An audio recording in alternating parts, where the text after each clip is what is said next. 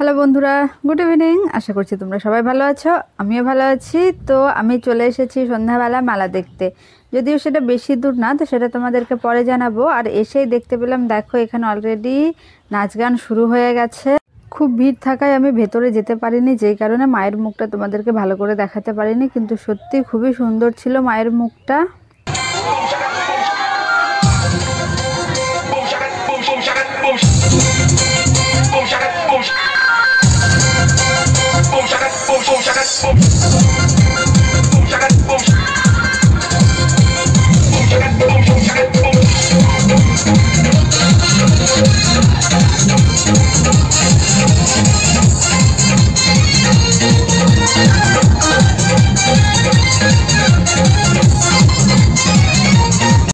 সত্যি কথা বলতে আমি ভাবতে পারিনি এত পরিমাণে লোকজন আসবে, কেননা ঝড় বৃষ্টি হচ্ছিল, তোমরা তো সকলেই জানো। আর এখানে বিজয়া দশমীর দিন মেলাটা বসেনি, বসেছিল পরের দিন।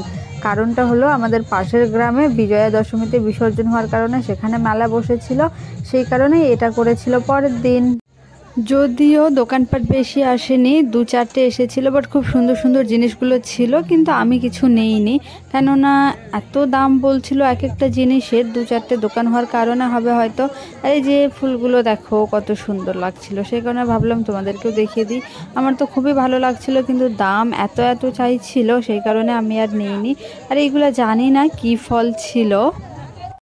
এইটা হলো আমাদের টিম। আর সত্যি কথা বলতে সবারই পছন্দ হয়েছে কিছু না কিছু জিনিস, বাট এত দাম বলছিল যে সবাই এবার ভাবছে যে জিনিসগুলো নেওয়া যায় কি যায় না।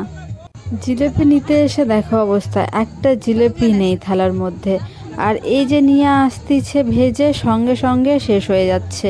লোকে মানে দাঁড়িয়ে আছে লাইন দিয়ে জাস্ট এই জিলেপিটা নেওয়ার জন্য। আর এই যে দেখো আমাদের ঋষিকাকে, রাগটা দেখেছো, মনে হচ্ছে বিরক্ত হচ্ছে। আর এই যে এখানে জিলিপি ভাজা চলছে, আর এত লোকজন ছিল যে একটা কড়াইয়ে যে ভাজতেছে পাত্তাই পাচ্ছিল না। আরও দু একটা হলে ভালো হতো আর কি। জিলেপি তো আর নেওয়া হলো না, কেননা প্রথম কথা হলো ভালো ভেজে দিচ্ছিল না, এত ভিড় ছিল সেই কারণেই হয়তো। আর সেকেন্ডতম কথা, দাঁড়িয়ে দাঁড়িয়ে বিরক্ত, এত লম্বা লাইন ছিল জিলেপি নেওয়ার জন্য। এবার সব কিছু কমপ্লিট করে চলে এসেছিলাম খাবার জন্য, কিন্তু খাবার দোকানেও এত ভিড় ছিল, মানে সত্যি কথা বলতে মনে হচ্ছিল চলে যাই ঘুরে। আর এই যে এইটুকুর মধ্যেই মেলাটা বসেছিল, এবার দেখা যাক খেতে পারি কি না। খাবারের দোকানও বেশি ছিল না, দু চারটে ছিল, যেই কারণে এত ভিড় ছিল খাবারের দোকানগুলোতেও। আর এই যে একজন মাত্র ছিল কাকিমা যে দিচ্ছিল, আর বসার জায়গাও সেরকম ছিল না। তো জয় আর ভাস্তি এসেছিল আমার, ওদেরকে তো বসিয়ে দেওয়া হয়েছিল, আমরা দাঁড়িয়েই ছিলাম। বহু অপেক্ষার পর ঘুগনিটা হাতে পেয়েছি, এবার খেয়ে দেখা যাক কেমন হয়েছে। ঘুগনিটা মোটামুটি ভালোই ছিল। ভাস্তিদেরকে চুড়ি মালা কিনে দেওয়া কমপ্লিট হয়ে গেছে, তো এবার বাড়ি ফিরবো।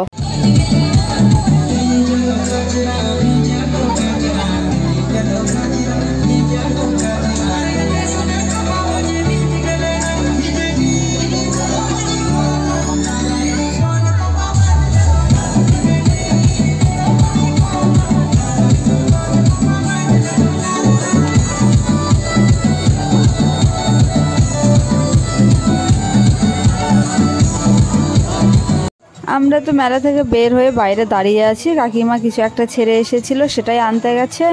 আর এতটা লেট হয়ে গেছে, জানি না কখন বিসর্জন দিবে, এখনও নাচ করতেই আছে। কাকিমা আসতেছিল, সে কারণে ভাবলাম আমরা হেঁটে হেঁটে যাই। আর এই যে আমার ভাস্তি বাই বাই বলে দিল মেলাটাকে। আর ওর খুব ইচ্ছে ছিল চুড়ি কেনার, তো কিনে দিয়েছি। মেলা থেকে বাড়ি চলে এসেছি, চেঞ্জ করেও নিয়েছি। আর সত্যি কথা বলতে হেঁটেই গিয়েছিলাম, হেঁটে এসেছিলাম বাড়ি, খুবই ক্লান্ত লাগছে শরীরটা। তো বাই বাই, গুড নাইট, ভালো থেকো, সুস্থ থেকো, আর ভালো লাগলে লাইক করে দিও।